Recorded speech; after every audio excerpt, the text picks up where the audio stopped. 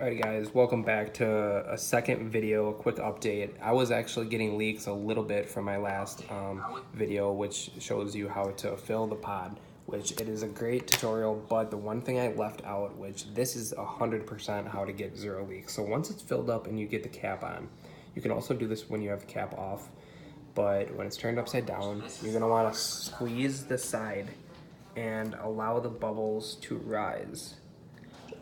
Excuse me. If it'll focus in.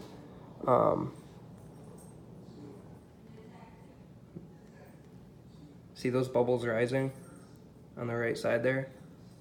That's exactly what you want.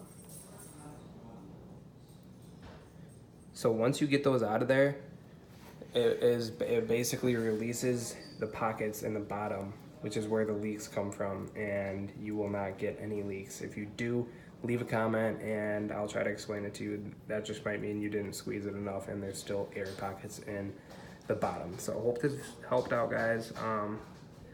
Let me know. There's still just a little bit, which it might leave just slight residue in the bottom, but yeah, I have done this with 4 pods now and have not gotten any leaks. As you can see, I just pulled this out and there's not juice all over it. So, thanks for watching, guys.